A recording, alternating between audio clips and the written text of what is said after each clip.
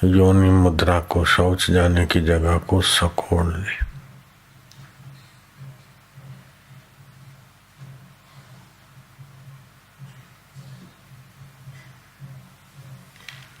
पेट को अंदर दबोच के रखे प्राणायाम के समय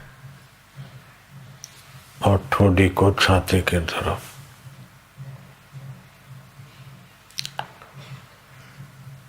श्वास जितना भर सके भरे।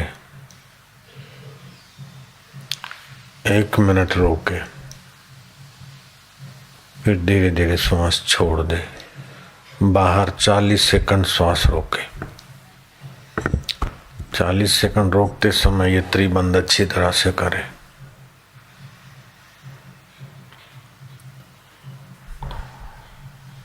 और गुरु मंत्र का जाप करें। कितने भी बुरे विचार, बुरी आदतें, बुरे स्वप्न होंगे, हट जाएंगे।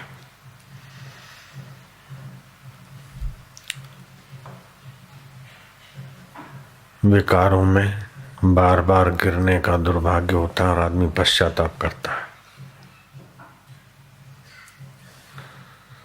उसमें कोई व्रत ले ले कि बस अब इतने दिन तक हम विकारी जीवन में नहीं गिरेंगे। वेद का मंत्र है, व्रतेन दीक्षा मापनोति। व्रत से आपके जीवन में दृढ़ता आती। कोई भी महान व्यक्तित्व के धनी के जीवन में कोई न कोई नियम व्रत होगा।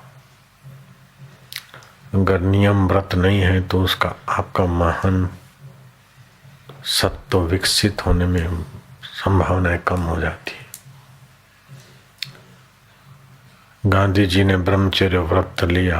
उस समय बोलते थे कि मेरे को लगा कि यह संभव है, पालना कठिन है। लेकिन अब 56 साल की मेरी उम्र में कठिनाई तो थोड़ी लगती है, लेकिन इसका आनंद, सफलता है। शरीर को स्वस्थता, मन को प्रसन्नता, बुद्धि में विलक्षण ज्ञान, पक्के इरादे, साफल्य, ये सारे जो गुण देखते हैं तो लगता है कि बहुत बहुत ऊंचा धन है। यहाँ तक कि ब्रह्म परमात्मा का साक्षात्कार भी संयम के बिना नहीं होता है। संसार भोग में शरीर का सार तत्व जो है वीर्य, ओज और मज्जा, काम विकार में, चाहे सपन दोष में, चाहे हस्त मैथुन में, ये 3 महान चीजों का नाश होता है। ओज, मज्जा, वीर्य। सर्वांगासन करके श्वास बाहर निकाल दे और योनि सकोड़ ले और योनि के धक्के मारे कि मेरा वीर्य ओज के तरफ, मज्जा के तरफ, सफलता की तरफ बढ़ रहा है। 5-7 मिनट, 5 मिनट प्राणायाम, ये सर्वांगासन शरीर में मजबूती और लचीलापन लाएगा। फिर मन में विकारी नजर से देखने की जो आदत है ना, वो बहुत नुकसान करती है। उस समय भगवान को, देवी को, देवता को, अपनी माँ को याद कर ले। रात्रि को सोते समय तकिए पर अपनी माँ का नाम लिख ले उंगली से। विकारी विचार बदल जाए।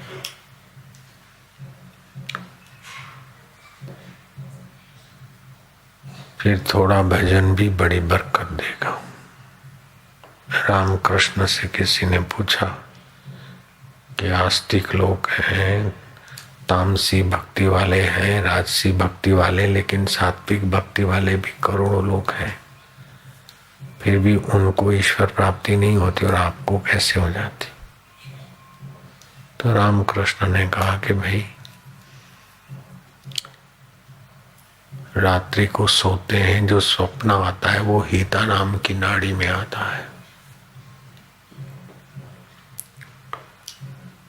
और जगत जो दिखता है, वीता नाम की नाड़ी में वृत्ति आती है और आंखें खुलती है, जगत दिखता है। और सुषुप्ति हृदय में चित्त वृत्ति तमस में लीन होती तो नींद आती। ये तीनों अवस्था आती जाती बदलती, इसी में जीव बेचारा खप जाता है। लेकिन ये तीन अवस्था, जागृत अवस्था कल आई, वो अभी नहीं है, लेकिन उसको देखने वाला भी है। ऐसा कल हुआ था, परसों ऐसा हुआ था। स्वप्न आया, उसको जानने वाला है, उनसे न्यारा।